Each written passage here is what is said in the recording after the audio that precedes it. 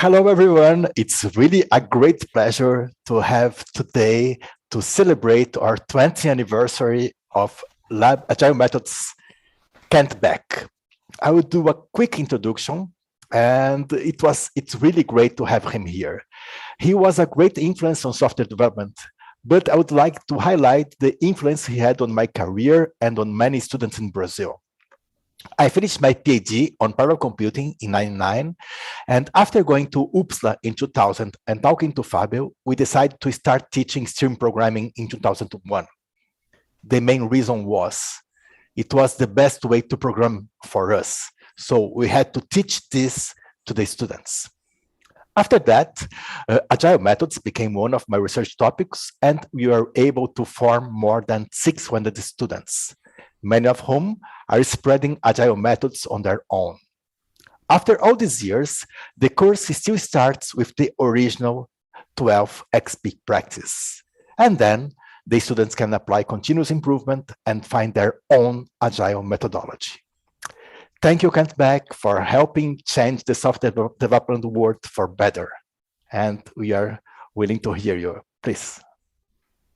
Alfredo, thank you so much for the introduction. I'm so pleased to be able to talk to you today. I'm glad that some people are finding my work helpful. We're at an odd moment in software engineering where many of the changes that we tried to introduce in the late 90s are now being rolled back. And I'm curious about that. Partly sometimes I get mad about it, but sometimes I'm kind of, really? Are we going to do documentation again? But there are human needs being met by these things, and if we want to move forward instead of move backward, we need to understand what those needs are. Today, I won't be talking about Agile development in particular. I'll be talking about some of my most recent research. When we have Q&A time towards the end, feel free to ask me questions about either the stuff that I present or about Agile development, history of XP, banjo playing, whatever you're curious about. So what I'm going to talk to you about today is work that I've done on creativity. I'm somebody who spits out a lot of ideas, and some of them are good, many of them are bad. Most of the bad ones get caught before anybody sees them. So it looks like I have good ideas coming out all the time. But I wanted to understand if there was some structure to the way that I came out with ideas. And so every time I did something for about a year and a half, every time I did something and somebody said, "How did you think about that?" I wrote it down on an index card. I have index cards all over the place here because that's the universal tool. So I'd write it down. I'd say, "Oh, I've used this trick before." And this is a very different look at creativity than many people have. There's kind of this romantic notion of creativity, of strolling through the waving wheat fields and the muses speak to you, and then you have the idea, or you're in the shower washing up and boom, the idea comes to you. I have those kinds of ideas as well. But what I noticed is there's habit and structure and just a bunch of hard work that goes into most of the ideas that I come up with. Which led me to the hypothesis, is it possible for lots of people to have lots of ideas that we would call creative? That is, people think, and I don't even have a good definition of that word creative. I think maybe it's something about thinking thoughts that surprise other people, especially thoughts, and my long-term collaborator, Ward Cunningham, was great at this, thoughts that were obvious in retrospect.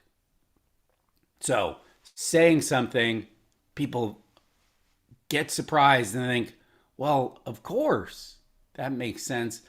So my question, part of this project is it possible for many people to learn these habits and come up with ideas that are what we would call creative? So I'll give you an example. Here's a tweet of mine from earlier this year. The pandemic has been awful in many respects, but it's been a very fertile source of ideas for me.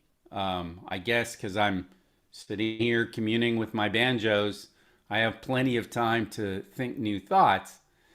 So here's one that I came up with. This is a Kent Beck original, near as I can tell. Engineering turns ideas into reality, and science turns reality into ideas. Okay, so where does that come from? This is one of my most popular tweets ever. I've been working on another project. I have a lot of projects. I have a list of projects. One of my projects is going through my tweets, because I've been on Twitter for 13 years and I have about 15,000 tweets, which is about 2 books worth of words, and I haven't published any books in that time. So anyway, we can talk about that later. So out of those 15,000 tweets, this one that you're looking at here is one of the most popular and most engaged with, most retweets, most likes. But I didn't come up with it by walking through wheat fields or taking showers or just sitting and thinking really hard. This tweet is the result of a habit that I'm about to teach to you. And I've had this habit for, I don't know, 20, 30 years. I don't know exactly where it started. But it is, there's a schema, and I use it over and over and over again. And this tweet is the result of just using that habit. This is not the finger of the muses coming down and touching me on the forehead. This is just a habit of work. I applied it, and this is what came out, and people engaged with it strongly. If you look at many of the ideas that I've had, they came out of a similar kind of process. It's not vague and unformed. It's actually quite not rigid, but it's very familiar and works over and over again. So my goal, or my question actually, is it possible for me to teach you these habits? And if you have them, can you apply them to come up with ideas that we would term creative or original? So where does this come from? So first, I had what I noticed. The things on this list are my habits of thinking, and I'd say something. Somebody'd say, "Oh, how'd you think of that?" I'd say, "Oh, well, there's this trick." And I had to come up with a name for these things. Now, my first name for them was idea generators. And that sounded all very practical, sounded quite mechanical, like, you turn the crank on your idea generator and bing, out comes one. But it's not cute. I kind of like cute and cuddly. And now this one I don't have, we're all computer scientists here, right? So I should have a Thinky that helped me come up with the word Thinky, and I don't have one of those. There's no meta circularity to this idea. This one really was just the muses going, hey, Call them Thinkies. So a Thinkie is a habit of thought that generates, given some context, it generates some idea. And I've found roughly 4 categories of Thinkies that I use frequently. And I'll introduce those categories to you with examples, and that'll be most of the prepared presentation.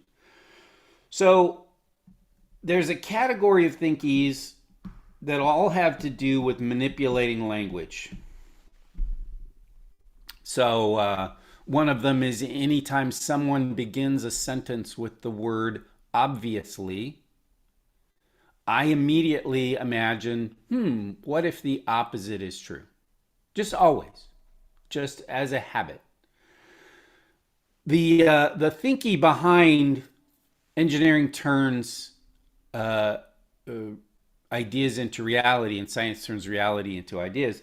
That's another one. It's related to that, and that's called a reverse phrase. So the origins of that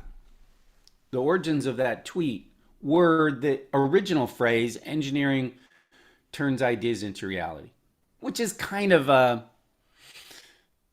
it's sort of a platitude, but I read it, and because I have this habit of mind, this thinky that's sitting in there someplace, I immediately reversed the phrase. Okay, engineering turns ideas into reality. So what turns reality into ideas? I saw the phrase, antecedent consequent, and I just flipped it. And then I said, well, X, fill in the X. What goes on there? And I thought, well, science turns reality into ideas. And that was the origin of that tweet. So it's not that one's not the muses touching the thread. That's just this habit. Every time I see a phrase like X results in Y, I think, well, Y and X. Let me just flip it on its head and see if anything comes out of it. Now, something to note about this process is most of the time that I try to use this, nothing useful comes out. And part of the discipline of Thinkies is not letting yourself be discouraged by that. Most of the time, most of the Thinkies you apply will just result in, well, first, they won't apply at all. So most phrases people say aren't things like engineering turns reality into ideas into reality. It's not of that form, so the thinky doesn't even apply. But even if the thinky applies, the schema of the thinky, even if I hear a phrase like that, most of the time I'm not going to be able to come up with what's true of the reversed phrase. And that's fine. Every once in a while, I am going to come up with something really strong. Now, if you try to explain Thinkies to other people, you begin using them, they start working, you try to explain them, collect all the examples you can. It is really hard to come up with the examples. That's the hardest part of explaining Thinkies to other people is, what does that mean? I have ones that I have written down where I'm like, I can explain this abstractly, but I don't know exactly. I don't have an example. So here is this habit of mine. Now, if we were sitting in a meeting room someplace together, what I would do now is give you 20 minutes to go search around whatever your source of language is, find a phrase, reverse it, and see if that sparks any ideas for you. Since we're not sitting together and I can't get any feedback, And it is pretty weird to just talk for 40 minutes straight, by the way. But since we're not sitting together, I'm going to leave the exercise to you for later to go and just be paying attention to the language other people are using.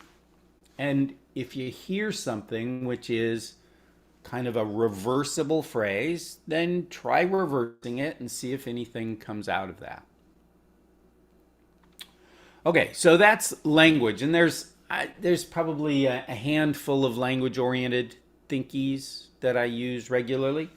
Um, I haven't written this down anywhere. I think this is one of the first public presentations I've made on Thinkies. So there isn't a lot of material yet, but try these out, and if it works for you, I'll be happy to explain some more once you've tried them out a little bit. If I just Just yeah, a quick question. At the beginning, you were talking about straightforward or obvious or something like that. yes, Is this another kind of thinking when something said, oh, this is obvious, this is straightforward, and you say, oh, maybe it's not? yep. Is it a kind of thinking? Yes, oh, absolutely. Because every time I hear somebody say, well, obviously prices of copper are too high, I think, well, what if prices of copper aren't too high? If it's obvious to other people, and I think of the opposite, sometimes it's obvious because it's true, and that's fine. But every once in a while, I'm thinking a thought that nobody else is thinking, or I'm thinking the thought before other people are thinking it, just because I have this habit. Does that answer your question, Alfredo? Perfect, thank you. All right, super, super. So, handful of language-oriented thinkies, and these really are just about the syntax of language and playing with it. So this is going on in my mind all the time. Now, warning, once you put these thinkies in there, it gets a little crowded up here. There's a lot going on in my brain, and someday I'll show you some of my art and which reflects the state of my brain, and it's a little bit scary. But there you go. We'll see how it works for you. There's another set of thinkies that I use all the time that are related to project management. And these are the sorts of things where someone's explaining their project to you and you say, and I'll give you an example in just a second. These are ideas that can transform the way that people see projects. So the one I'll use as an example, and there's probably another 10 or so project-oriented ones. I always ask everybody, somebody says, okay, I've got this, I have 9 months worth of work to do. And I always say, which half of it can you give me in 4 months? Now notice, that's different than the executive capitalist oppressor question of, I want all of it in 4 months. This is I'm trying to open the possibilities up. I'm asking, okay, well, if you had 4 months, what could you give me? And I just always ask this question. This is not because I have some deep insight into your project. It's because as a habit, asking this question of projects is oftentimes fruitful. People over and over make the mistake of assuming that everything is required. That's why we use the word story in extreme programming instead of a misleading word like requirement, which is defined as something obligatory. Well, I knew that the things that people were talking about weren't obligatory because you could ship with 90% of it not done and still have something valuable. So if you come to me with your project and you say, I have 9 months worth of work to do, I won't ask you, how are you going to do that in 4 months? I'll ask you, which half of that can you do in 4 months? What I'm doing in that moment, and I do this with my own projects too. I might think, okay, well, I want to write a book. Which half of the book should I do first? And of course, you can apply this fractally until you're down to actually typing sentences. This thinky gets you out of the, gets you unstuck.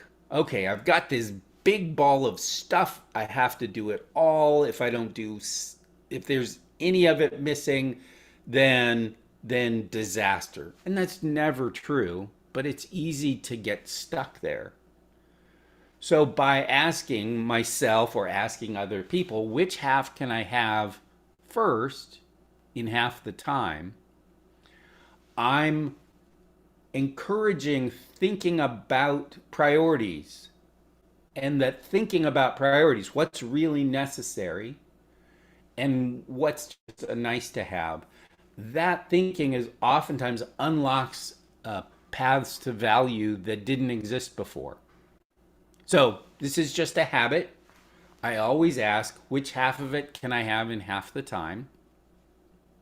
And then people come up with, well, no, we need to have it all. And I say, I understand, but if in 9 months you're going to deliver all of it, in 4 months, what are you going to deliver?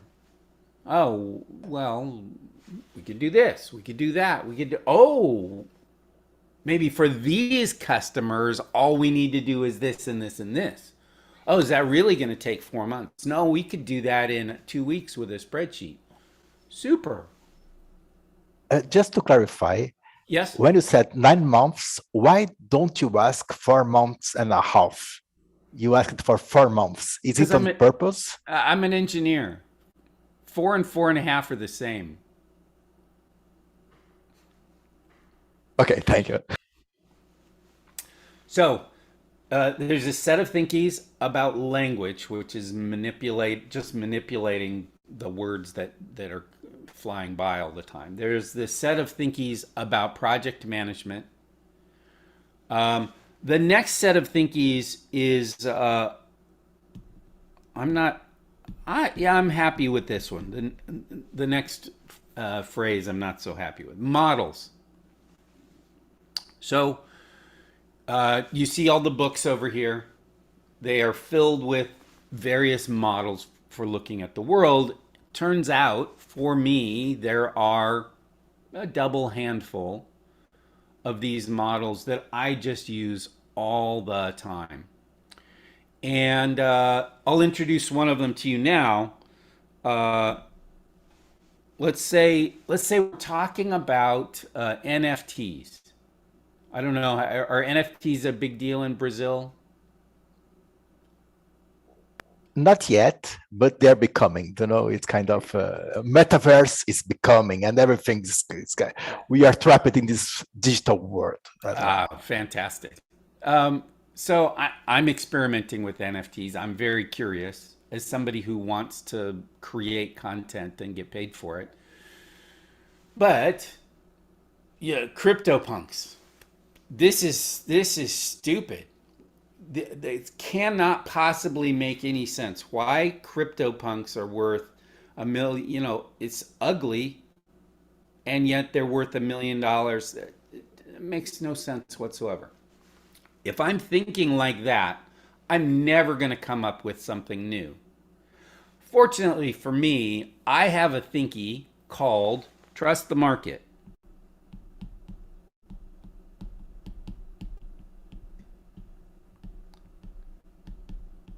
Now notice, this is just a thinky. I don't believe the market.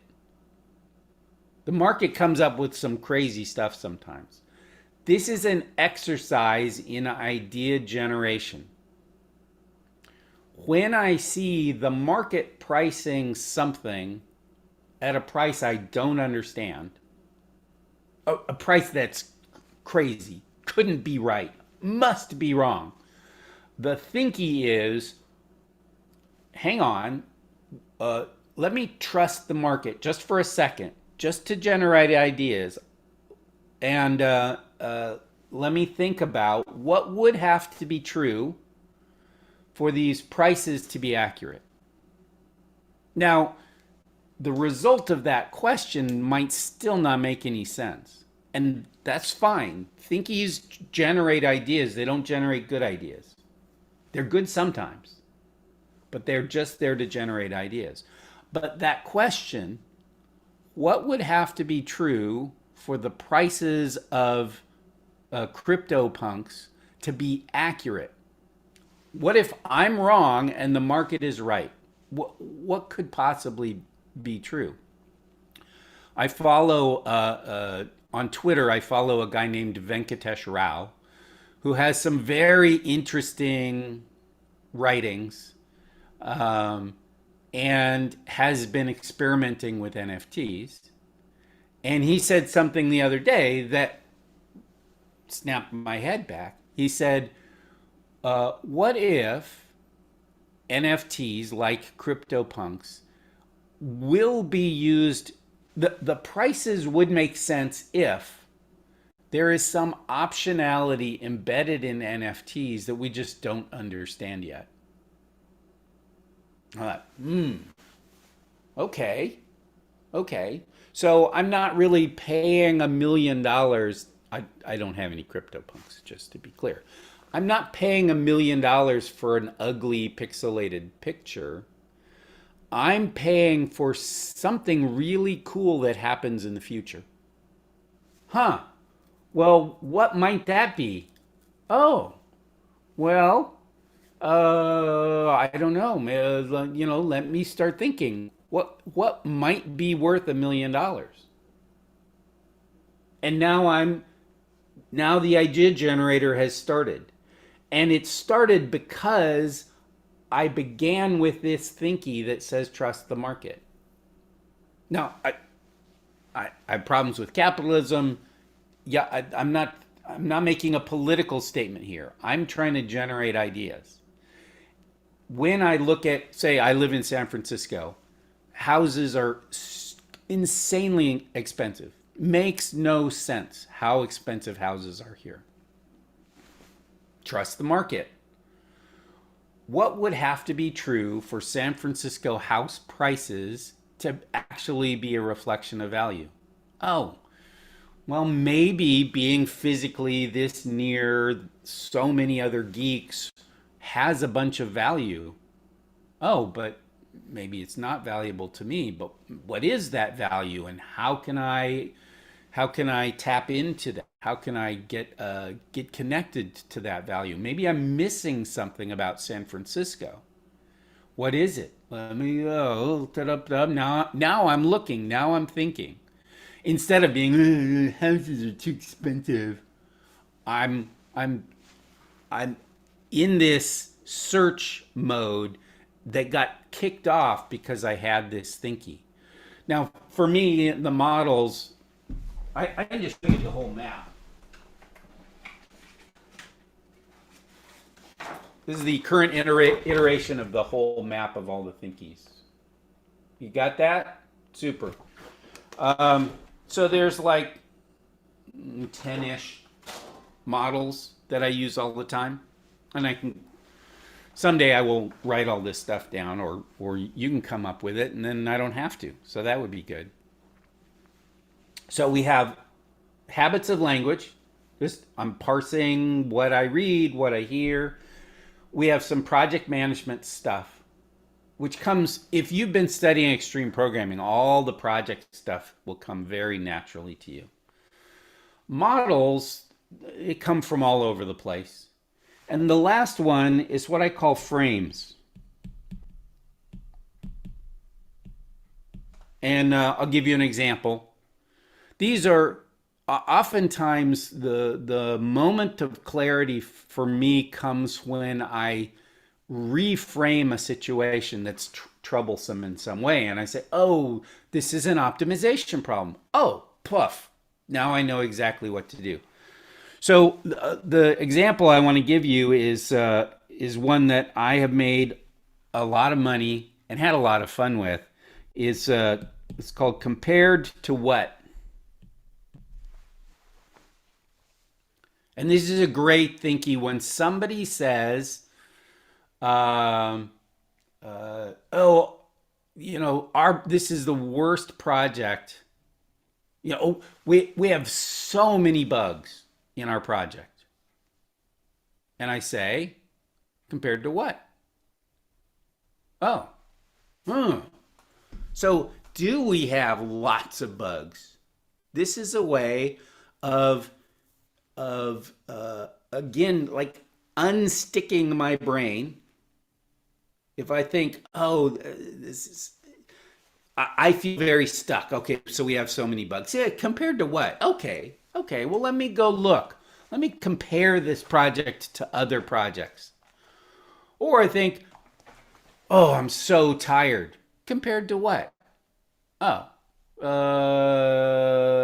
no, I guess it's not so bad. I guess I can keep going. That question compared to what, which I stole from Jerry Weinberg, is just a powerful way of generating ideas. Now, sometimes you're in a situation, you think, this is bad. You compared to what? And you're like, I can't compare it to anything. That's fine.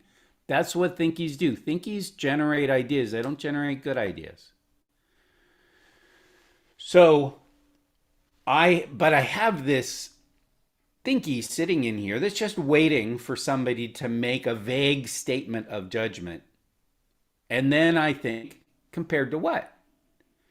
And if I can then, sometimes it's my idea, sometimes it generates the idea for the other person. I can say, well, you were saying it was worse 2 weeks ago. Oh, so you made progress. Oh, well, how did you make progress? What did you do? Can we do more of that? And now we're in the positive activity kind of mode. But just a vague judgment about, ain't it awful? It doesn't help me, doesn't get me anywhere. So there you have it.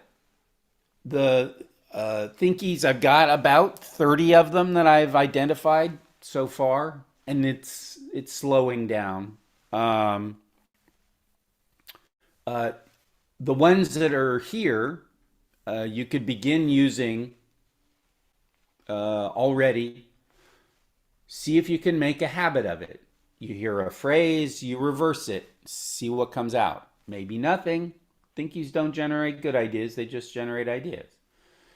If somebody tells you about a project, think about what half can be done in half the time. If you see a price that makes no sense, ask yourself, what would have to be true in order for this price to be accurate and your own judgment of the situation be wrong? And when somebody makes a value judgment, ask yourself or them, compared to what? Now, what I find difficult about this Thinkies process is separating idea generation from judgment. I don't want to come up with good ideas. I just want to come up with ideas and then judge them afterwards. I'll be teaching somebody about one of these ideas. Oh, half in half. They'll say, well, what if you can't do anything in half the time? I'm like, you're backwards. You're prejudging what's going to come out of this. You don't know what's going to come out of a given thinky in a given situation until you apply it. And until you apply it, and then you think, oh, okay, so sometimes half in half makes no sense. Absolutely. But the time to judge that is after you've gone, well, we could do this, but no, but we could do this, but no, but we could do, no, okay. That's the time to judge it, not before you even try. So that's the Thinkies process.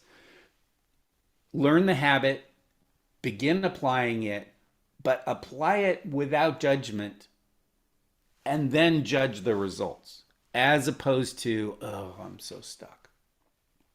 So this is a set of ways of bumping you out of whatever stuck place. You know, you have some ideas, you have some thoughts, and they're reinforcing each other and they're keeping you where you are. Thinkies are a bump out of that local minima. So give them a try. Let me know how it goes. I have a Discord. How am I going to get this to you? I have a Discord, and there is, by which I mean I'm about to create a channel to talk about Thinkies. Um, uh, Alfredo will let you know how to get to the Discord, and then you can try it out. I'll upload that picture that I just showed you so that you have some hints about where this is all going, and then give it a try. And by all means, write down the examples, because if you want to teach this to other people, the examples are going to be the hardest part for you to collect. So that's my prepared presentation for today. Alfredo, thank you so much for the invitation to come. Now, I understand that we have a Slido going, and Renato is going to be sharing some questions from there. I have no idea. I'm not looking at the Slido. I'm just focused on trying to get this one idea to you. So I have no idea what's coming. Renato, give me the worst questions, Oh, just the uh, hardest ones, the nastiest I, ones.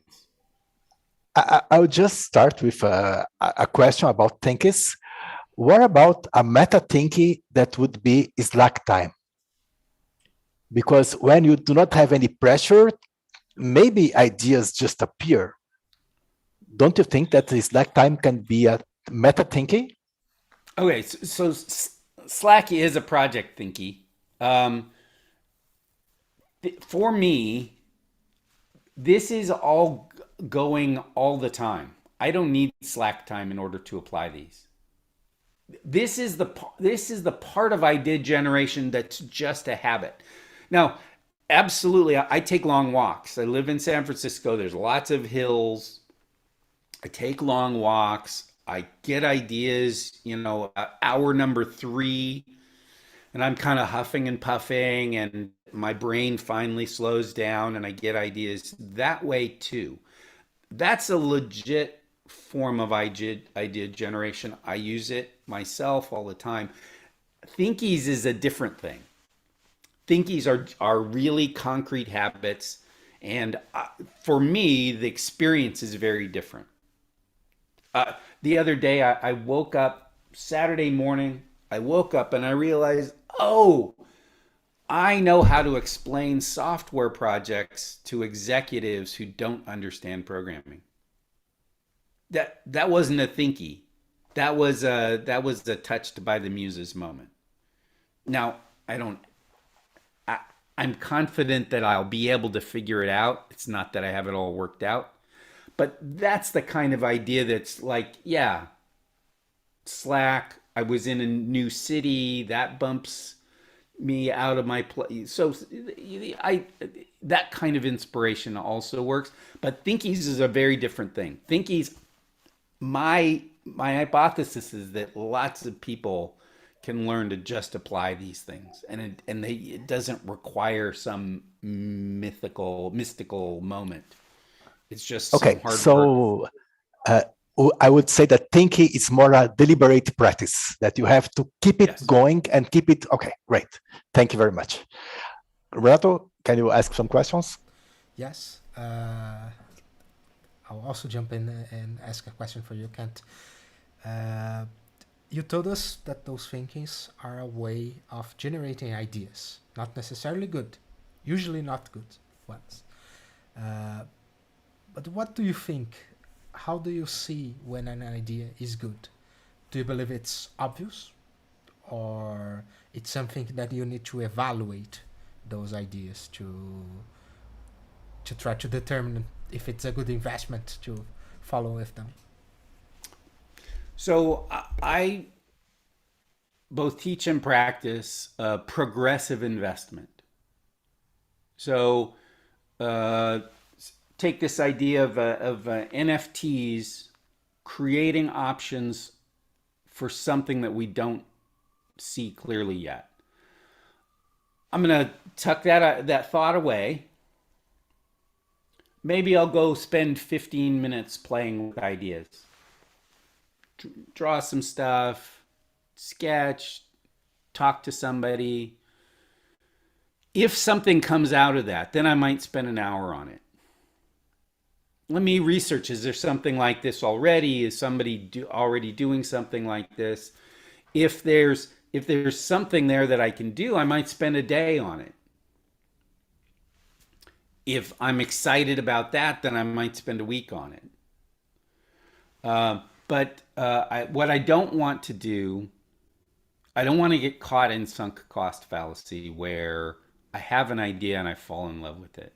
I want to have ideas, do a little bit. If that sparks something, I want to do some more. If that sparks something, I want to do some more. If that sparks something, I want to do some more. So, even if I, how do I know I never know if an idea is good. Is extreme programming a good idea? The jury is still out. We don't know yet. I mean, we've all been investing, some of us 20, 25 years in this thing. Maybe it has horrible consequences that we don't understand yet. But it's certainly worth spending the 20 years that we spent on it. Does that answer your question? Yes, and I think it's very nice to it's quite a progression how much time, if time is our most valuable resource, then we are increasingly selecting this, how much we will spend on it. We had a question here, which was an anonymous question. If everyone starts using this specific set of Thinkies you showed us, does the outcome still can be considered creative in comparison to now? I don't care. That's the beauty of it. So here's the thing. There's commonality to our humanity, 100%. And oftentimes the things that we think make us unique, things I think, personally, nobody else is like that. Those are the things that are most widely shared. And the things that I think, everybody does that, are the things that are uniquely mine. We're terrible at making those kinds of judgments. So what if everybody was applying Thinkies, they're not all going to come up with the same set of ideas. These aren't subroutines in a program with known inputs and known outputs. These are thought by people who are complicated and weird and impossible to understand and explain. So of course they're going to come up with different things. It's not like people are different enough that you're not going to come up with the same set of ideas. People don't believe the same things. So, if that became a problem because too many people were having creative ideas, let's handle that. I'm sure we can figure that one out. Do we call this creative or original or I think those words don't even help. I let go of, I've come up with some phrases. I remember I came up with a phrase and I thought, wow, this is awesome. I said, modern agriculture turns petroleum into food. I thought, oh, that's deep. That is just so deep. Because you take petroleum products and you turn it into fertilizer and fuel for the tractor and then haul the stuff. And so it's really, the input is petroleum and the output is food. So I searched the internet and, lo and behold, somebody said this in 1988. And I thought, oh, I'm so depressed. This is one of the best phrases of my life. And I didn't even invent it. And that was the point at which I just gave up. I don't care. Did somebody else say that science turns reality into ideas? Maybe. I don't care. It's a useful way of thinking about the relationship between science and engineering. Okay, cool. And if somebody comes along and says, people thought this already, nothing in extreme programming is creative. Everything there people knew for decades before I gave it the names I gave it and I wrote it down the way I wrote it down. Doesn't bother me at all. People still aren't doing it, and they could profit by doing it. But original, creative. I hope that answers the question. And there is we don't need to just to search for universally original. Something that is original for you probably is valuable too, if you repeat the ideas. Sure. So we have a question here from André Rodrigues. André asked about the idea anatomy. So Kent, what is a good idea structure? How to put a new idea in a good structure to easy work on it and elaborate it in a good way? Interesting. I don't think about it that way. So one of my proverbs, I said it and I still believe it, and it's helpful, is the only way to get good at explaining something is to explain it badly many times. So when I was came up with the idea for 3X, explore, expand, extract, I told that story. I've told that story hundreds of times, literally hundreds of times, and never the same way twice. So if I have an idea, now I'm looking for some validation. Does this make any kind of sense? Once I have some validation, once I've applied it myself, now I try to explain it to other people. And those first few explanations are going to be terrible. And that's the price that you pay. If you want to have ideas and communicate them to lots of people, you need to communicate badly over and over and over again. And out of that experience, if there's some kernel to this idea, there's something about this. If we talk about Thinkies 2 years from now, it'll take me 1/3 as long to explain it. 2/3 of my explanation, the 40 minutes that you just listened to, is worthless. But I don't know which 2/3, and I can't know until I explain it and I see your reactions and I see what kind of metaphors and stories and what sequence can the ideas come from that are helpful to you.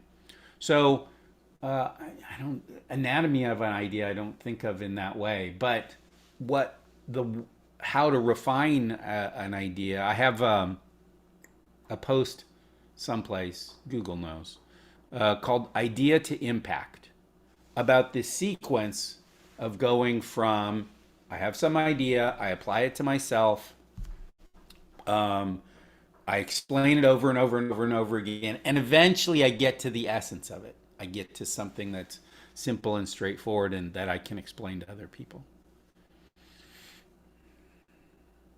I hope that helps. It's interesting because while you were explaining, essentially we're proposing a quick feedback loop, and it reminds me a little bit about extreme programming and Agile. I don't have a lot of tricks, so I have to use the same tricks over and over and over again. Well, if they work, why not? Yep. So someone asked you if you could please explain again the concept of the half in a half thinking. Sure. So if someone comes to me and says it's going to take me 2 weeks to write this report, one response is just, okay, well, I'll just wait 2 weeks and see what you come up with. Or I could say, what can you show me at the end of the first week? And then they might say, oh, well, I need to do this research first, so I can show you the data at the end of the first week, and then I'll write it up in the second week. Or they might say, I'll have an outline at the end of the first week. Or they might say, well, I could do a slide presentation at the end of the first week and then write it up in the second week. So in that half of the time, somebody quoted me a span of time. In that half of time, there's lots of different things that you could do.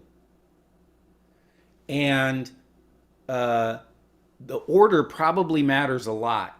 What you do first will inform what you do second.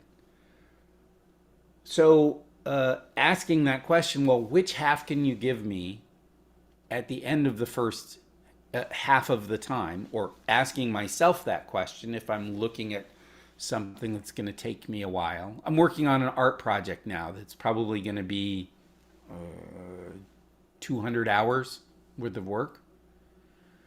Okay, so I have a big project and it's 200 hours. Do I just start the clock ticking and it's going to take 200 hours? At the end of 200 hours, I see what I got.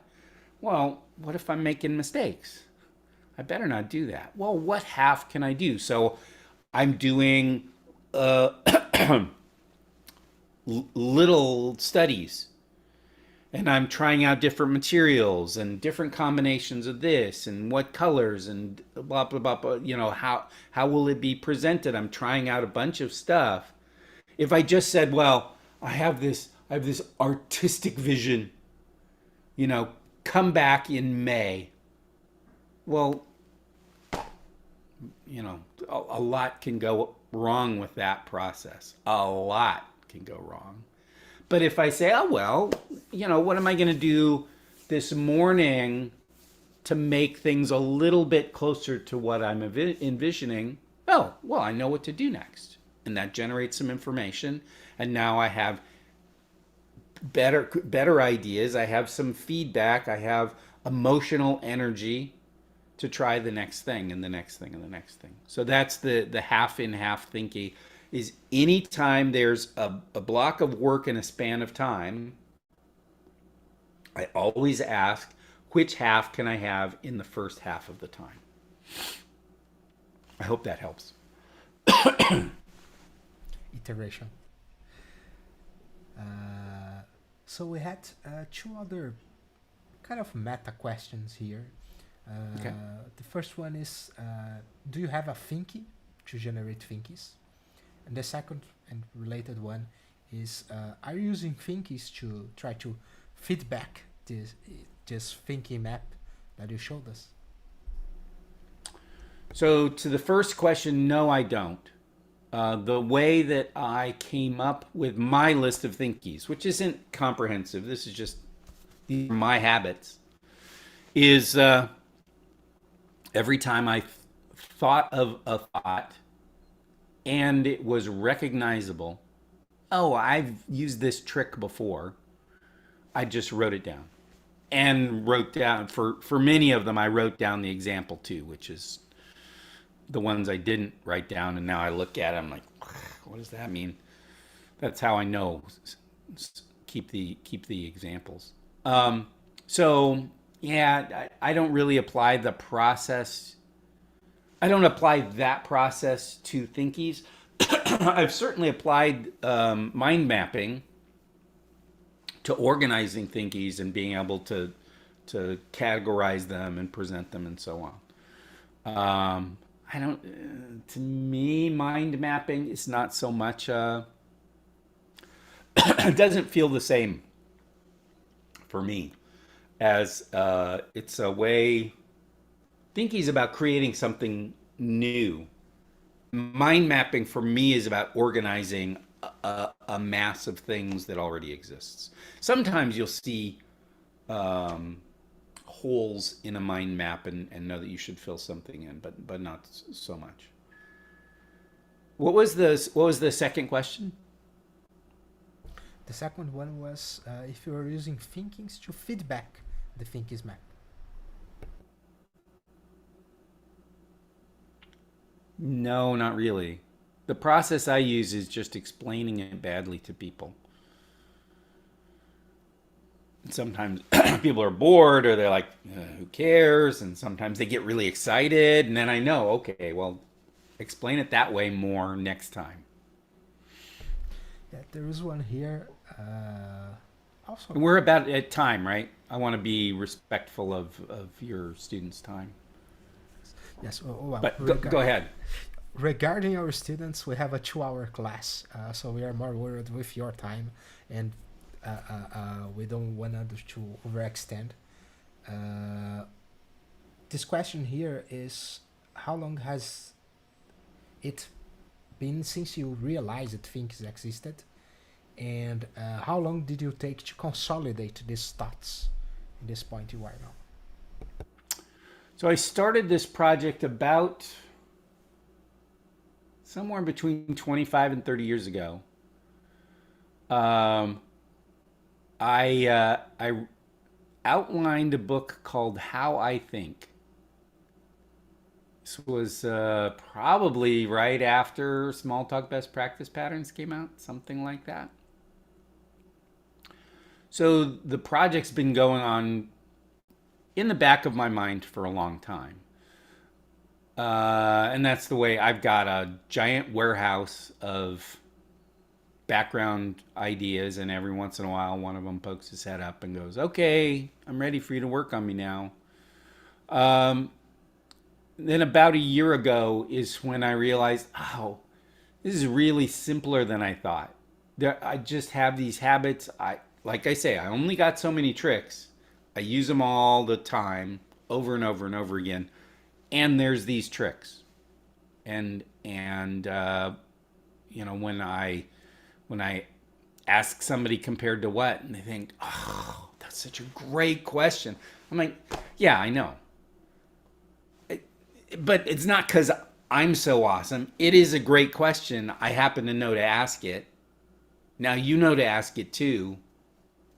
So now we're both in better shape. And started actively writing down these moments, these recognizable moments where I think, oh, I get it. Yeah, I've done this before. Now I can teach it to somebody else. I hope. That's the hypothesis. So, yeah, there's something like 30 years total, and the last year has been active, which means a tenth of my time or something like that. And then we'll see how much more of my time it's worth investing in this. Because as Alfredo said, time is the one thing you don't get any more of. Me just turned 60. I am very, very aware of this fact in a way that kind of hadn't hit me until this year. And, you know, pandemic and whatever put everybody's life on hold for 18 months. I realized, oh, yeah, there's just, I got a lot to do. So I hope you make good use of this.